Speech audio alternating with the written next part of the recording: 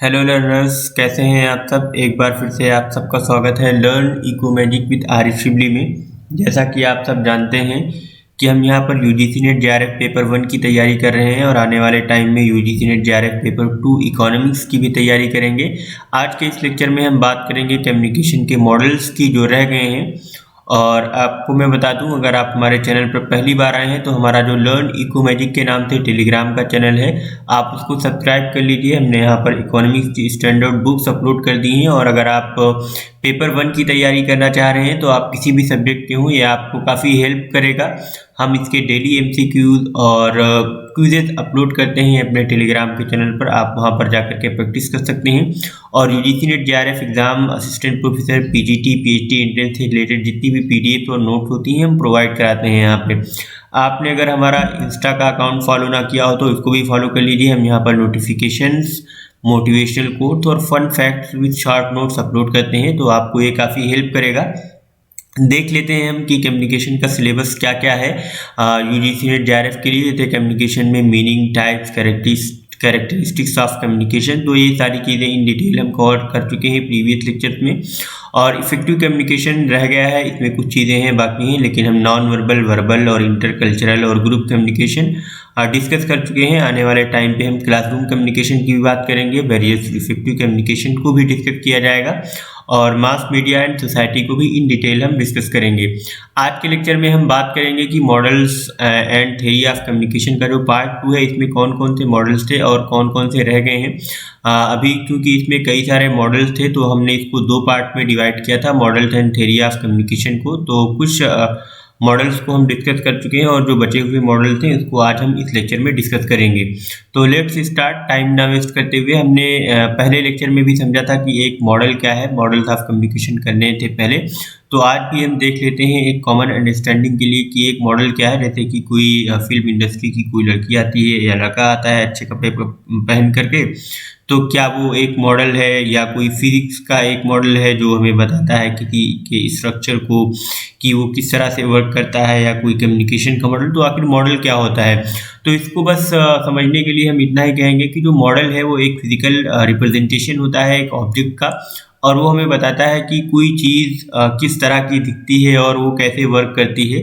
और अगर हम ब्रॉडेस्ट सेंस में बात करें कि मॉडल क्या है, तो ये एक एब्स्ट्रैक्ट आइडिया है जो रिप्रेजेंट करता है एक विजुअल रिप्रेजेंटेशन देता है हमें किसी ऑब्जेक्ट का या किसी चीज़ का, कि वो किस तरह से फैसिलिटेट करता है किसी कॉन्सेप्ट की अंडरस्टैंडिंग या किसी कॉन्सेप्ट को समझाने के लिए कि वो किस तरह से बना है और उसकी वर्किंग क्या है।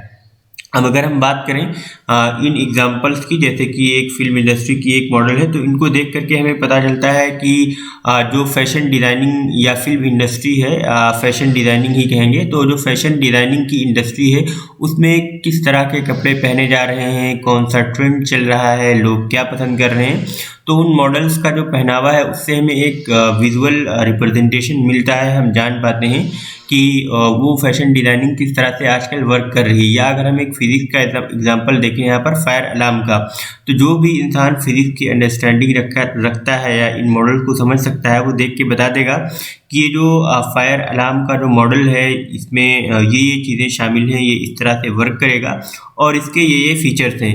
अब अगर हम बात करें कम्युनिकेशन के मॉडल की, तो कम्युनिकेशन के मैंने 3 मॉडल्स यहाँ पर लिए हुए हैं, लीनियर, इंटरेक्टिव और ट्रांजैक्शनल।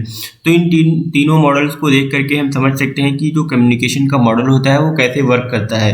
तो जो एक कम्युनिकेशन का मॉडल होता है वो बेसिकली हमें बताता है या एक्सप्लेन करता है कि ह्यूमन बीइंग्स जो हैं वो किस तरह आपस में बात करती हैं, कैसे कम्युनिकेट करती हैं, और जो भी एसेंशियल फीचर्स हैं कम्युनिकेशन के प्रोसेस को अफेक्ट करने वाले, वो कैसे एक दूसरे पर असरअंदाज होते हैं। तो ये कुछ चीज़ें हैं जिनको हमें समझने की ज़रूरत है किसी भी मॉडल को पढ़ने से पहले। और अगर हम बात करें टाइप्स ऑफ मॉडल्स की कि कितने तरह के मॉडल्स होते हैं, तो इसमें हमने कल पढ़ लिया था लीनियर मॉडल ऑफ कम्युनिकेशन और ट्रांजैक्शनल मॉडल ऑफ कम्युनिकेशन और इंटरैक्टिव मॉडल ऑफ कम्युनिकेशन। इन तीनों ही मॉडल को हम इन डिटेल डिस्कस कर चुके हैं प्रीवियस लेक्चर में। बस मैं आपको एक चीज़ ऐड कर देना चाह रहा था यहाँ पे कि जो एलेक्स फिश साहब थे, इन्होंने इन तीनों मॉडल्स को इंट्रोड्यूस किया था, और या कह सकते हैं कि इन तीनों मॉडल का कैरेक्टराइजेशन जो था लीनियर मॉडल, ट्रांजैक्शनल मॉडल या इंटरैक्टिव मॉडल मॉडल, तो ये एलेक्स फिश साहब ने दिया था। बस इतना बताना चाह रहा था मैं। और हमने कल अरिस्टोटल मॉडल ऑफ कम्युनिकेशन को भी डिस्कस कर लिया था। लैसवेल्स का मॉडल ऑफ कम्युनिकेशन क्या है उसको भी हमने डिस्कस किया था, और शैनन वीवर का इंफॉर्मेशन मॉडल ऑफ कम्युनिकेशन है वो क्या है। आज हम बात करेंगे in detail Berlo's model of communication की, बर्लेंड्स मॉडल ऑफ कम्युनिकेशन की, और श्रैम मॉडल ऑफ कम्युनिकेशन की बात करेंगे। और इसके अलावा जो कुछ छोटे छोटे मॉडल थे जैसे लीगन्स मॉडल, ये एग्जाम पॉइंट ऑफ व्यू से इतने इंपॉर्टेंट नहीं है, बट हम एक दो लाइन में इनको देख लेंगे कि ये है क्या। कभी पूछ ही लेता है एग्जामिनर, कुछ पता नहीं है कौन सा मॉडल पूछ लिया जाए एग्जाम में। तो हेलिकल मॉडल ऑफ कम्युनिकेशन की भी हम बात करेंगे कैट्स मॉडल की, और जो कॉन्स्टिट्यूटिव मॉडल मेटा मॉडल है इसकी भी हम बात करेंगे, और फिर मास मीडिया मॉडल क्या होता है, एंड लास्ट में थ्योरी ऑफ कम्युनिकेशन को अफेक्ट करने वाले कौन कौन से फैक्टर्स हैं, या इसको हम समझने के लिए और किन चीज़ों को पढ़ते या समझते हैं तो उनको भी हम थोड़ा सा देख लेंगे। लेकिन हम इन डिटेल सिर्फ बर्लो के मॉडल को पढ़ेंगे, बर्लैंड के मॉडल को पढ़ेंगे और श्रैम के मॉडल को पढ़ेंगे। बाकी ये जो सारे मॉडल हैं हम इनको 2 से 3 लाइन में कवर कर लेंगे। तो हम सबसे पहले स्टार्ट करेंगे बर्लोज मॉडल ऑफ कम्युनिकेशन के साथ। जो बर्लो साहब थे, डेविड के बर्लो इनका नाम था, इन्होंने 1960 में एक बुक लिखी थी एल प्रोसेसो डी ला कम्युनिकेशन के नाम से, और इसका जो इंग्लिश में मीनिंग थी इसकी वो था प्रोसेस ऑफ कम्युनिकेशन।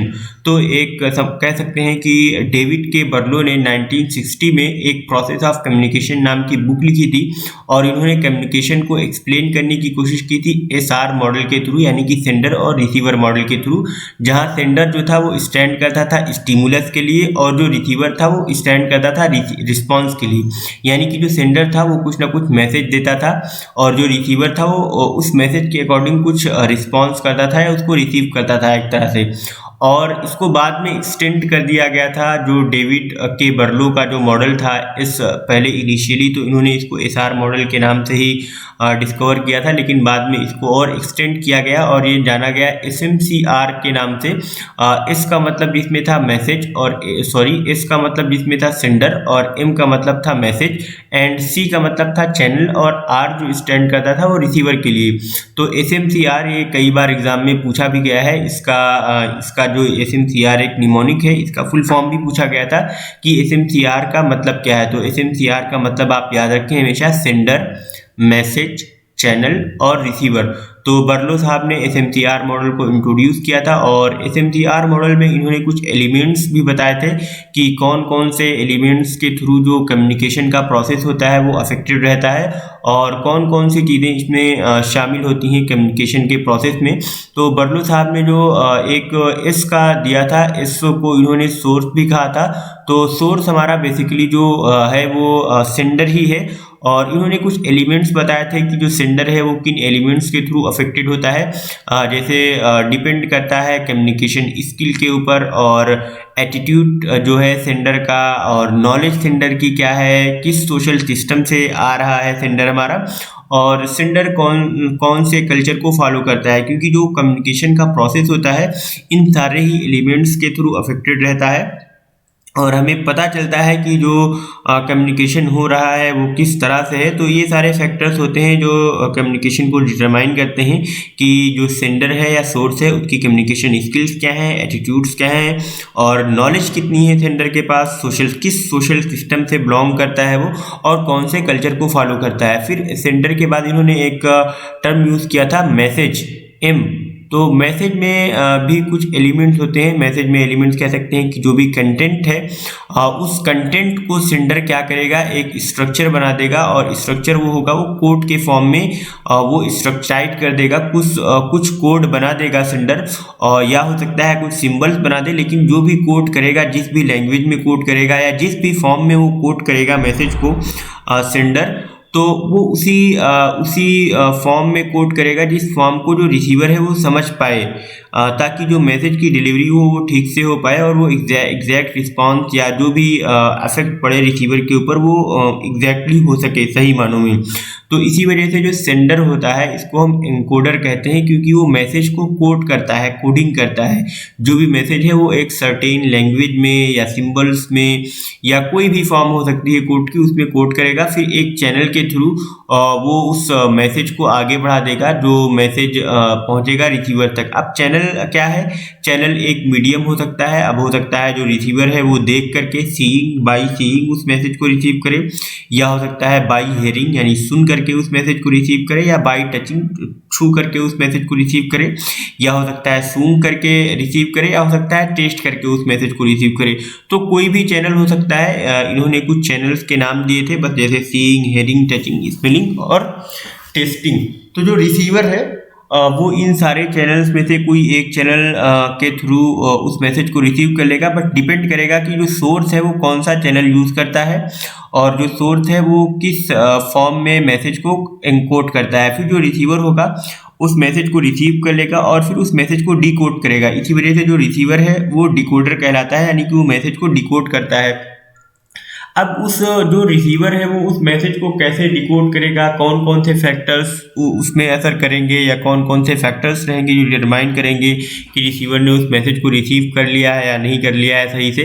तो सेम एज इट इज़, जैसे कि जो हमारा सेंडर है, जो सोर्स है, उसकी कम्युनिकेशन स्किल्स पे डिपेंड करता है कम्युनिकेशन प्रोसेस, वैसे ही सेम टू सेम हमारा जो रिसीवर है उसकी भी कम्युनिकेशन स्किल्स और उसके क्या एटीट्यूड्स हैं, कितनी नॉलेज है और उस किस सोशल सिस्टम से बिलोंग करता है वो, और कल्चर क्या है, कौन से कल्चर से को फॉलो करता है रिसीवर। तो ये कुछ चीज़ें हैं जो SMCR मॉडल में हैं पूरी, जैसे कि जो रिसीवर है वो कौन कौन से एलिमेंट से इफेक्टिव रहता है और बर्लो का मॉडल किस नाम से जाना जाता है, जैसे SMCR, सेंडर, मैसेज, चैनल और रिसीवर। आई होप ये आपको जो बर्लो का मॉडल है वो क्लियर हो गया होगा। अब बर्लो के मॉडल की कुछ कह सकते हैं कि विशेषताएं हैं या कुछ फीचर्स हैं, जैसे ये एक बेसिक कम्युनिकेशन प्रोसेस का मॉडल है और ये एक लीनियर मॉडल ऑफ कम्युनिकेशन है। लीनियर मॉडल ऑफ कम्युनिकेशन बोले तो ये एक 2 वे कम्युनिकेशन मॉडल नहीं है, ये एक 1 वे कम्युनिकेशन मॉडल है, क्योंकि इसमें कोई कॉन्सेप्ट नहीं है फीडबैक का और इसमें कोई नॉइज भी नहीं है, और इसी वजह से कोई नॉइज नहीं है तो इसमें जो concept of barriers in communication है वो इन्वॉल्व नहीं है। बहुत ही एक बेसिक मॉडल है, 1 वे मॉडल है, इसमें कोई फीडबैक नहीं होता है। तो जो बर्लो का मॉडल है वो एक लीनियर मॉडल ऑफ कम्युनिकेशन है। और अब अगर हम बात करें कि बर्लो का जो मॉडल है उसको कौन कौन से बेसिस पे क्रिटिसाइज किया गया है या कौन कौन सी चीज़ें हैं जिसके ऊपर इसको क्रिटिसाइज किया गया है, तो ये एक लीनियर मॉडल ऑफ कम्युनिकेशन है, इस वजह से भी इसको क्रिटिसाइज किया गया है। और लीनियर मॉडल ऑफ कम्युनिकेशन की जितनी भी फीचर्स होते हैं, जैसे लीनियर मॉडल एक 1 वे मॉडल होता है और इसमें कोई भी फीडबैक नहीं होता है और जो लोग हैं वो सेम लेवल के होने चाहिए, जो कि रियल लाइफ में होता नहीं है। जो लोग होते हैं वो अलग अलग अंडरस्टैंडिंग लेवल के होते हैं। तो ये कुछ चीज़ें हैं जिनके ऊपर बर्लो के मॉडल को क्रिटिसाइज किया गया है। इसके अलावा इसमें अभी जैसे हमने देखा प्रीवियस स्लाइड में कि इसमें कोई भी नॉइज का कॉन्सेप्ट मेंशन नहीं किया गया है, सो इसमें बैरियर्स ऑफ कम्युनिकेशन है जो प्रॉपरली पता नहीं चल पाते हैं। तो जितने भी लीनियर मॉडल ऑफ कम्युनिकेशन के जो ड्रॉबैक्स हैं वो सारे ही बर्लो मॉडल में मौजूद हैं, क्योंकि ये कोई फीडबैक नहीं देता है, ये 1 वे प्रोसेस है, 2 वे प्रोसेस नहीं है। तो आई होप जो बर्लो का मॉडल है वो आपको क्लियर हो गया होगा। अब हम बात करेंगे बर्लैंड्स मॉडल ऑफ कम्युनिकेशन की, कि बर्लैंड मॉडल ऑफ कम्युनिकेशन क्या है। अच्छा, हमने बहुत सारे मॉडल्स पढ़े, लीनियर मॉडल ऑफ कम्युनिकेशन कई सारे, तो इन दी लाइट ऑफ दीज वीकनेसेस बर्लैंड ने 1970 में एक transactional model of communication propose किया, जो बेसिकली यही बताता था कि इसमें जो रिसीवर है और जो सेंडर है वो दोनों लोग आपस में सेम टाइम पे बातचीत कर रहे हैं, एक दूसरे को मैसेज दे रहे हैं और एक दूसरे को फीडबैक भी प्रोवाइड करा रहे हैं।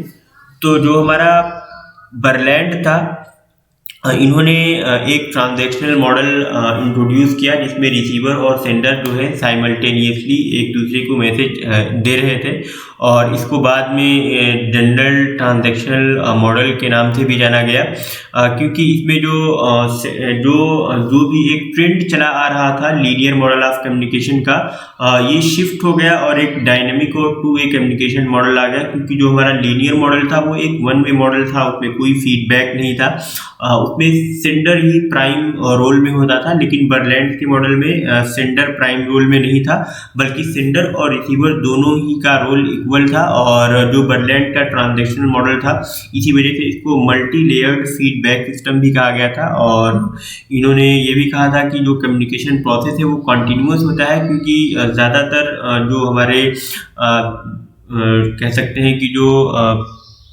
लीनियर मॉडल ऑफ कम्युनिकेशन थे वो एक कंटिन्यूस प्रोसेस नहीं थे, और कहीं ना कहीं जो कम्युनिकेशन था वो ब्रेक डाउन हो रहा था या वो बंद हो जा रहा था। तो इन्होंने बर्लैंड मॉडल ऑफ कम्युनिकेशन जो था, इन्होंने कहा कि एक कम्युनिकेशन जो है वो एक कंटिन्यूस प्रोसेस है। Continuous process in the sense कि जो सेंडर और रिसीवर है वो कंटिन्यूसली एक दूसरे के प्लेसेस को इंटरचेंज कर लेते हैं, यानी कि कभी सेंडर रिसीवर बन जाता था, कभी रिसीवर जो है वो सेंडर बन जाता था। क्योंकि जो भी फीडबैक होता था, जो एक फीडबैक रहता था, एक a feedback for one is the message for the other. तो जो फीडबैक होता था किसी एक के लिए वो मैसेज होता था, और जो मैसेज होता था वो किसी एक के लिए फीडबैक होता था। जैसे सेंडर ने रिसीवर को कुछ मैसेज भेजा, फिर रिसीवर ने उसको एक फीडबैक प्रोवाइड किया, और उसी फीडबैक के साथ एक मैसेज भी दे दिया कि जो पहले सेंडर था वो उस मैसेज को भी रिसीव करे। तो इसी वजह से इन्होंने कहा कि a feedback for one is the message for the other. तो ये एक बेसिक अंडरस्टैंडिंग थी बर्लैंड के मॉडल की, जिसमें हमने जाना कि जो बर्लैंड का मॉडल था ये एक ट्रांजैक्शनल मॉडल था, जिसमें सेंडर और रिसीवर साइमल्टेनियसली एक दूसरे को मैसेजेस दे रहे थे और एक दूसरे के प्लेसेस को इंटरचेंज भी कर रहे थे आपस में, और इसको एक जनरल ट्रांजैक्शनल मॉडल भी कहा गया, और एक ये मल्टी लेयर्ड फीडबैक सिस्टम भी है। अब अगर हम बात करें कि इसका स्ट्रक्चर क्या था या कैसे था, तो जो बर्लैंड का मॉडल था इसमें कुछ क्यूज यूज़ किए हैं, और वो जो क्यूज थे वो रिप्रेजेंट करते थे कि कुछ साइंस को कि कुछ हो रहा है। जैसे यहाँ पे आप देख सकते हैं पर्सन है, और डिकोडिंग हो रही है, इनकोडिंग हो रही है, और इसमें पब्लिक क्यूज इस्तेमाल हुए हैं, प्राइवेट क्यूज इस्तेमाल हुए हैं, नॉन वर्बल क्यूज और बिहेवियरल क्यूज। अच्छा, ये जो वी यूज़ किया है इन्होंने, इसका बस बेसिक मतलब यही था कि जो क्यूज हैं वो अनलिमिटेड हो सकते हैं, ज़रूरी नहीं है कि सिर्फ प्राइवेट, पब्लिक या नॉन वर्बल या बिहेवियरल क्यूज हों, और भी कई सारे क्यूज हो सकते हैं जो अलग अलग कल्चर, अलग अलग बैकग्राउंड, अलग अलग सोशल सिस्टम के अकॉर्डिंग डिफर करते हैं। तो जो भी हमारे क्यूज थे वो इसमें रिप्रेजेंट करते थे कि कुछ वहाँ पे हो रहा है, और इन्होंने बताया था कि जो कम्युनिकेशन है वो एक सर्कुलर प्रोसेस है, एक सर्कुलर प्रोसेस के थ्रू इसमें कम्युनिकेशन हो रहा है। और जो एरोस थे वो बता रहे थे इसमें कि जो भी कम्युनिकेशन हो रहा है वो आपस में इंटरचेंज हो रहा है, और जो फीडबैक है वो रिसीवर दे रहा है, और कई बार सेंडर भी फीडबैक देता है। तो इसमें बस ये सारी चीज़ें बताने की कोशिश की गई थी। और इसमें जो वी लाइन वाली है, जैसे मैंने बताया भी, जो वी लाइन है इसका बस ये मतलब यही है कि जो अदर जो क्यूज़ हैं वो भी रिप्रेजेंट हो सकते हैं, बस इनका यही मतलब है कि जो public cues, private cues, non verbal cues और बिहेवियरल क्यूज़ हैं, इनके अलावा भी और कई सारे क्यूज़ हो सकते हैं। क्यूज़ का बेसिक मतलब ये है कि वो कुछ साइंस होते हैं, साइंस मतलब कुछ सिंबल्स होते हैं जो किसी काम के होने को दर्शाते हैं कि कोई काम है वो जो हो रहा है। और इसमें कुछ फिल्टर्स हैं, जो filters are the realities of people engage in communication. तो जो सेंडर और रिसीवर थे, इनके अपने अपने पर्सनल फिल्टर हो सकते थे, उनके अकॉर्डिंग टू कल्चर, ट्रेडिशन या कंटेंट ऑफ मैसेज या एटसेट्रा। तो ये एक सर्कुलर मॉडल था बर्लैंड के कम्युनिकेशन का मॉडल का। अब अगर बर्लैंड के जो ट्रांजैक्शनल मॉडल की हम बात करें कि जो बर्लैंड साहब ने एक ट्रांजैक्शनल मॉडल दिया था, इसके क्या एडवांटेजेस थे, तो इसमें जो सबसे पहला एडवांटेज तो ये था कि it shows the shared field of experience of the sender and receiver. ये एक शेयर्ड फील्ड ऑफ एक्सपीरियंस को शो करता है, और ये ट्रांजैक्शनल मॉडल था, और जो बात करता था साइमल्टेनियस मैसेजेस की, कि उसमें मैसेजेस सेंड किए जा रहे हैं, फीडबैक दिया जा रहा है, और उसमें नॉइज का कॉन्सेप्ट भी एक तरह से इंक्लूडेड था। और जो बर्लैंड का मॉडल था, एक जितने भी क्रिटिक्स थे उन सब क्रिटिक्स ने माना था कि ये एक most systematic model of communication है। तो ये कुछ बेसिक एडवांटेजेस थे बर्लैंड के ट्रांजैक्शनल मॉडल के। और इसके अलावा जो बर्लैंड के ट्रांजैक्शनल मॉडल में कुछ कमियां दूर की गई थी जो हमारे लीनियर मॉडल ऑफ कम्युनिकेशन में आ रही थी। जैसे लीनियर मॉडल ऑफ कम्युनिकेशन जो था उसमें सिर्फ वो वन वे कम्युनिकेशन मॉडल था, उसमें कोई फीडबैक नहीं था, उसमें पता नहीं चलता था कि अगर सेंडर ने कोई मैसेज भेजा है रिसीवर को तो वो मैसेज रिसीवर समझ पाया है या नहीं समझ पाया। लेकिन बर्लैंड के मॉडल में वो सारी चीज़ें दूर की गई और एक ट्रांजैक्शनल मॉडल बना जिसमें एक फीडबैक भी था और सेंडर और रिसीवर आपस में एक दूसरे के मैसेजेस को समझ भी रहे थे। अच्छा, जो बर्लैंड का मॉडल है इसके कुछ डिसएडवांटेजेस भी है, जैसा कि आपने अभी देखा होगा कि जो बर्लैंड का मॉडल है वो एक काफ़ी कॉम्प्लेक्स मॉडल है और इसमें जो सेंडर और रिसीवर हैं दोनों ही को जो जो भी कोड्स हैं एक दूसरे को सेंड किए गए हैं उनका समझना ज़रूरी है, अदरवाइज कम्युनिकेशन नहीं हो पाएगा आपस में। और जो कॉन्सेप्ट ऑफ कोड बुक है उसमें मेंशन नहीं है, बट मॉडल के अंदर अंडरस्टूड है कि कौन से कोड यूज़ किए जा रहे होंगे, कौन से क्यूज़ यूज़ किए जा रहे होंगे, अगर वो पब्लिक क्यूज़ हैं तो वो क्या है, प्राइवेट क्यूज़ हैं तो क्या है, और सोशल क्यूज़ हैं तो वो क्या है। उनको इन डिटेल मेंशन नहीं किया गया है, बट वो एक अंडरस्टूड वे में है, तो कह सकते हैं कि एक डिसएडवांटेज है क्योंकि उसमें जो कॉन्सेप्ट ऑफ कोड बुक है वो मेंशन नहीं है। तो ये आई होप आप समझ गए होंगे बर्लैंड का मॉडल। अब हम बात कर लेते हैं श्रैम मॉडल ऑफ कम्युनिकेशन की जो 1964 में श्रैम साहब ने दिया था। अच्छा, जो श्रैम का जो मॉडल ऑफ कम्युनिकेशन था ये 1964 में तो आया था और इसके अलावा ये एक इसका अपना ओरिजिन है और ये इसको ऑसगुड श्रैम मॉडल ऑफ कम्युनिकेशन भी कहा जाता है। इनिशियली ये प्रपोज किया गया था चार्ल्स ओस गुड के जरिए। ये 1964 है, 1954 आप हटा लीजिएगा, 1954 नहीं है तो डेट यहाँ पे गलत हो गई। तो जो श्रैम का मॉडल ऑफ कम्युनिकेशन था वो 1964 में इंट्रोड्यूस किया गया था और इनिशियली इसको चार्ल्स ओस गुड साहब ने इंट्रोड्यूस किया था, इस वजह से इसको हम ऑसगुड श्रैम मॉडल भी कहते हैं। अच्छा, अब श्रैम साहब जो थे डब्ल्यू श्रैम, इन्होंने अपनी बुक में लिखा था और ये एक कह सकते हैं मेन फीचर है श्रैम के मॉडल का कि it is the field of experience. इन्होंने फील्ड ऑफ एक्सपीरियंस की बात की थी, that broadened the concept of common field of understanding between sender and recipient. तो जो फील्ड ऑफ एक्सपीरियंस है का जो कॉन्सेप्ट है श्रैम ने अपने मॉडल में यूज़ किया था और उन्होंने कहा था कि जो फील्ड ऑफ एक्सपीरियंस है वो एक कॉमन फील्ड प्रोवाइड कराता है किसी मैसेज को अंडरस्टैंड करने के लिए या किसी भी चीज़ को समझने के लिए सेंडर और रिसीवर के बीच में। अब फील्ड ऑफ एक्सपीरियंस क्या था, कोई किसी भी इंडिविजुअल का जो फील्ड ऑफ एक्सपीरियंस है वो हो सकता है कि उसका कल्चर हो, उसका बैकग्राउंड हो जो इन्फ्लुएंस करता है उसके कम्युनिकेशन को। और the communication between people can be smooth when the sender's field of experience and the receiver's field of experience must overlap.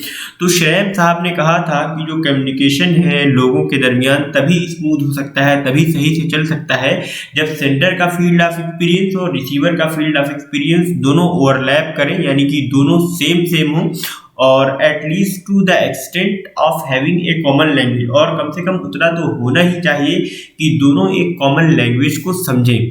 तो ये एक फील्ड ऑफ एक्सपीरियंस के थ्रू श्रैम साहब ने अपने मॉडल ऑफ कम्युनिकेशन को समझाने की कोशिश की थी, जिसमें इन्होंने इंटरफेरेंसेस की बात की थी, नॉइज़ की बात की थी, और ये भी एक ट्रांजैक्शनल मॉडल है जिसमें सेंडर और रिसीवर जो थे वो एक दूसरे को मैसेज दे रहे थे और एक दूसरे को फीडबैक भी प्रोवाइड करा रहे थे। बाकी आई थिंक कुछ एक्सप्लेन करने की ज़रूरत नहीं कि सिग्नल क्या है, मैसेज किस तरह से आता जाता है, और field of experience, decoder, destination.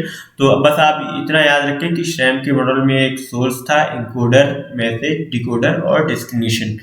तो ये बेसिक एक मॉडल है श्रैम साहब का। अब अगर हम बात करें अदर मॉडल्स ऑफ कम्युनिकेशन की, बस दो तीन लाइन में हम अदर मॉडल्स ऑफ कम्युनिकेशन देख लेते हैं, फिर ये कंप्लीट हो जाएगी वीडियो हमारी और मॉडल्स ऑफ कम्युनिकेशन का जो कॉन्सेप्ट हम पढ़ रहे हैं वो भी कंप्लीट हो जाएगा। तो लीगल साहब ने 1961 में कम्युनिकेटर के ऊपर फोकस करते हुए एक मॉडल दिया जिसमें इन्होंने बताया कि पहले एक कम्युनिकेटर होता है, फिर मैसेज या कंटेंट होता है, फिर चैनल्स ऑफ कम्युनिकेशन होते हैं, फिर ट्रीटमेंट ऑफ मैसेज होता है, फिर एक ऑडियंस होती है और फिर ऑडियंस का एक रिस्पॉन्स या फीडबैक होता है। तो ये एक लीगल का मॉडल है। बस आप इसको इसके कुछ जो बेसिक चीज़ें हैं जो मैंने अभी यहाँ पे बताई, आप इसको देख लीजिए। आपको इसे याद करने की ज़रूरत नहीं है और ये एग्जाम में पूछा भी नहीं जाता है, बस ध्यान में रखें इसको रेफरेंस के लिए। और जो हेलिकल का मॉडल था, अच्छा लीगन का मॉडल एक ट्रांजैक्शनल मॉडल है। कभी भी एग्जाम में पूछ सकता है कि लीगन का जो मॉडल है वो एक ट्रांजैक्शनल मॉडल है या लीनियर मॉडल है, तो इसमें वो आपको वहाँ पे हेल्प करेगा। अब हेलिकल मॉडल ऑफ कम्युनिकेशन जो था 1967 में दिया गया था। A helix is a 3-dimensional spring like curve in the shape of cylinder or cone. The model is linear as well as circular, combined and disagrees the concept of linearity and circularity individually. अच्छा, जो helical का जो model था ये circular भी था और linear भी था। जो हेलिकल का मॉडल था, हेलिकल मॉडल ऑफ कम्युनिकेशन था 1961 में जो दिया गया था, ये एक हेलिक्स की तरह था जो 3 डायमेंशन थी, जिसमें ये जो सर्कुलर भी था और लीनियर भी था। और ये डिसएग्री करता था कि कोई मॉडल सिर्फ लीनियर होता है या सिर्फ सर्कुलर होता है। तो इसमें हेलिकल के मॉडल में ये बताया गया था कि जो एक कम्युनिकेशन का मॉडल है वो लीनियर भी है और सर्कुलर भी है। अच्छा, एक कैट्स का मॉडल था जो 1957 में दिया था। In his intermediary model of communication in speaker, gatekeeper and audience talks about the role of gatekeepers या intermediaries also called about the censor group. तो जो कैट्स का मॉडल था, जो इंटरमीडियरी मॉडल ऑफ कम्युनिकेशन भी कहा गया था, तो इसमें जो एक कॉन्सेप्ट था गेटकीपर्स का या इंटरमीडियरीज का, उसको इंट्रोड्यूस किया गया था। ये मॉडल 1957 में आया था। अब एक जो मॉडल है कॉन्स्टिट्यूटिव मेटा मॉडल, इसको हम थोड़ा सा देख लेते हैं कि जो कॉन्स्टिट्यूटिव मेटा मॉडल है वो क्या है। तो this is another way of dividing up the communication field. Crack साहब थे, उन्होंने प्रपोज किया था 7 डिफरेंट ट्रेडिशंस को, जो यहाँ पे मैंने मेंशन कर दी है। जैसे एक रिटोरिकल चीज़ें थी, जैसे कि जो प्रैक्टिकल आर्ट ऑफ डिस्कोर्स है, यानी कि जो बातचीत करने की जो प्रैक्टिकल आर्ट है वो क्या है, और सेमियोटिक मेडिएशन बाय साइंस। अच्छा, सेमियोटिक आप याद रखें, ये कई बार एग्जाम में पूछ चुका है कि सेमियोटिक का मतलब क्या है। तो सेमियोटिक का मतलब यही होता है कि कोई कम्युनिकेशन जो साइंस के जरिए हो रहा हो, या जिसको हम इशारों में समझ रहे हो। तो एक phenomenological the experience of dialogue with others, और जो अदर एलिमेंट से cybernetics the main flow of information. Socio psychological यानी कि जो इंटरेक्शन होता है इंडिविजुअल्स के बीच, जो हमारा सोशियो साइकोलॉजिकल कहलाएगा। और सोशियो कल्चरल, इसका मतलब production and reproduction of social order. Critical as a process in which all assumptions can be challenge. तो ये कॉन्स्टिट्यूटिव मेटा मॉडल के कुछ फीचर्स थे जिसको आपको ध्यान में रखना है। और कैट्स का मॉडल, हेलिकल का मॉडल, लीगन का मॉडल, इन डिटेल आपको समझने की ज़रूरत नहीं है, बस आप ध्यान में रखें कि ये है क्या। जैसे कैट्स का मॉडल क्या है, इंटरमीडियरी मॉडल ऑफ कम्युनिकेशन के नाम से जाना जाता है, बस इतना इनफ रहेगा। और हेलिकल मॉडल ऑफ कम्युनिकेशन क्या है कि एक हेलिक्स की शक्ल में होता है, 3 डायमेंशनल होता है, और इसमें लीनियरिटी और सर्कुलरिटी का जो कॉन्सेप्ट है वो सेम टाइम पे होता है। और लीगन का मॉडल जो है वो एक ट्रांजैक्शनल मॉडल है, बस जिसमें फीडबैक और रिस्पॉन्स शामिल होता है। अब अगर हम बात करें कि मास मीडिया कम्युनिकेशन, जो मास मीडिया मॉडल है वो क्या है। तो अभी हमने कम्युनिकेशन के जब टाइप्स हम कर रहे थे तो उसमें हमने एक कम्युनिकेशन का टाइप पढ़ा था मास मीडिया। अब हम इसमें देखेंगे कि मास मीडिया कम्युनिकेशन का जो मॉडल है वो क्या होता है। अच्छा, इसको कई बार हम अटेंशन गेनिंग मॉडल भी कहते हैं या अटेंशन मॉडल भी कहते हैं। और it is essential communicative activity of mass media to attract and keep attention. Communication has 3 model. जो कम्युनिकेशन है वो कह सकते हैं कि ये 3 मॉडल्स होते हैं कम्युनिकेशन के। एक ट्रांसमिशन होता है, एक एक्सप्रेशन होता है, एक रिचुअल एंड अटेंशन गेनिंग होता है। तो हम जल्दी देख लेते हैं कि जो मास मीडिया मॉडल है उसमें कौन कौन सी चीज़ें होती हैं, जिसमें सेंडर्स का ओरिएंटेशन होता है और रिसीवर्स का ओरिएंटेशन होता है। जो ट्रांसमिशन मॉडल होता है उसमें हम ट्रांसफर ऑफ मीनिंग करते हैं, यानी कि जो कुछ भी हमारा मैसेज होता है हम उसको सेंडर के जरिए ट्रांसफ़र कर देते हैं। कहाँ पर ट्रांसफ़र करते हैं, रिसीवर्स ओरिएंटेशन होता है, जिसमें एक कॉग्निटिव प्रोसेस के थ्रू, और कॉग्निटिव प्रोसेस यानी कि जो रिसीवर होता है वो उस मीनिंग को समझ लेता है। और एक्सप्रेशन या रिचुअल मास मीडिया मॉडल की अगर हम बात करें तो इसमें हम उसको परफॉर्मेंस बेस्ड होता है, यानी कि जो सेंडर होता है वो उसको परफॉर्म करता है और जो रिसीवर होता है वो उस परफॉर्मेंस को शेयर करता है, यानी कि शेयर्ड एक्सपीरियंस, यानी उसी परफॉर्मेंस को वो दोहराता है। तो एक्सप्रेशन या रिचुअल मास मीडिया मॉडल कहते हैं इसको। और अटेंशन गेनिंग जो मॉडल है जिसमें हम दिखाते हैं, डिस्प्ले करते हैं कोई चीज़, और जो रिसीवर्स रहते हैं इसमें स्पेक्टेटरशिप की तरह काम करते हैं, यानी कि वो स्पेक्टेटरशिप करते हैं, यानी देखते हैं वो देख करके जो भी डिस्प्ले कर रहा है सेंडर हमारा अटेंशन गेनिंग मॉडल में, मास मीडिया मॉडल में। तो अटेंशन गेनिंग मॉडल या अटेंशन मॉडल, तो जो अटेंशन मॉडल है या अट्रैक्ट, जो इसमें सेंडर होता है वो अट्रैक्ट करता है रिसीवर्स को। रिसीवर्स कई सारे हो सकते हैं, एक लार्ज ऑडियंस हो सकती है जैसे मास मीडिया मॉडल में, या कहते हैं कि जो मास मीडिया कम्युनिकेशन है उसमें एक बहुत बड़ी ऑडियंस इन्वॉल्व होती है जो देखती है, स्पेक्टेटरशिप करती है। स्पेक्टेटरशिप का मतलब है कि किसी चीज़ को देखना। तो जो सेंडर होता है वो डिस्प्ले करता है, तो इस वजह से इसको अटेंशन गेनिंग मॉडल कहते हैं। अब अगर हम थ्योरी ऑफ कम्युनिकेशन की बात करें कि जो थ्योरी ऑफ कम्युनिकेशन है वो किन किन चीज़ों से अफेक्टेड होती है, तो हम देख लेते हैं। ये हमारी जो वीडियो है वो कंप्लीट हो जाएगी। जैसे it is helpful to examine the communication and communication theory through one of the following view point. तो जो कुछ व्यू पॉइंट हैं जिनके जरिए, जिनको हम माइंड में रख करके जो भी कम्युनिकेशन की पूरी थ्योरी है, जो पूरा प्रोसेस है, उसको हम समझ सकते हैं। जैसे कि mechanistic, a perfect transaction of a message from the sender to receiver. तो एक परफेक्ट ट्रांजैक्शन होना चाहिए, यानी कि मैकेनिस्टिक होना चाहिए हमारा कम्युनिकेशन। और अगर हम कहें साइकोलॉजिकल, तो the sending of a message to a receiver and emotions of the receiver upon interpreting the message. तो जो भी रिसीवर्स के इमोशंस होंगे कि किस तरह से एक जो सेंडर है वो किस तरह से अफेक्ट कर रहा है रिसीवर्स के इमोशंस को, या कैसे रिसीवर उस मैसेज को इंटरप्रेट कर रहा है, तो एक साइकोलॉजिकल फील्ड में आ जाएगा। और सोशल कंस्ट्रक्शनिस्ट या सिंबॉलिक इंटरेक्शनिस्ट, तो it's is the product of interactants sharing and creating of meaning of message, while transmission model sees communication as robotic and computer like situation। तो social constructionist model and symbolic interactionist model ये था। और systematic अगर element है तो हम इसको समझेंगे कि the new message is created via throughput, or what happens as the message is being interpreted and reinterpreted as it travels through people।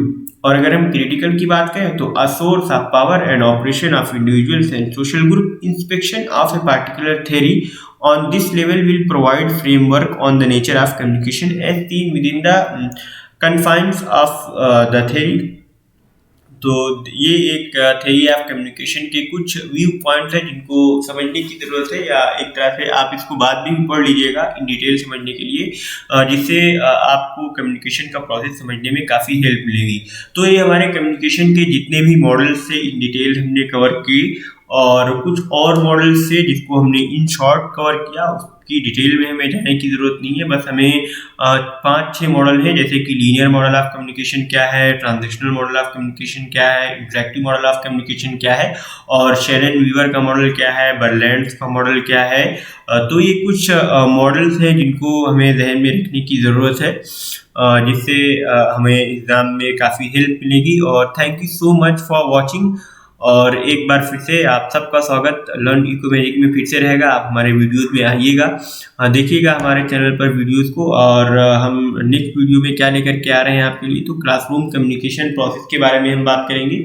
और एक पोल और चैन का मॉडल है क्लासरूम कम्युनिकेशन प्रोसेस से रिलेटेड ही, तो उसको हम इन डिटेल डिस्कस करेंगे। और अभी के लिए अगर आपने हमारा चैनल सब्सक्राइब ना किया हो, लाइक ना किया हो, शेयर ना किया हो, तो please like, share and subscribe. और अगर आपने नोटिफिकेशन बिल को प्रेस ना किया हो तो प्लीज़ नोटिफिकेशन बिल को प्रेस कर लें और बने रहें लर्न इको मैजिक के साथ। और कमेंट करके ज़रूर बताएं कि आपको हमारी आज की वीडियो कैसी लगी। और अगर आपने हमारा टेलीग्राम का चैनल सब्सक्राइब ना किया हो तो प्लीज़ सब्सक्राइब करें।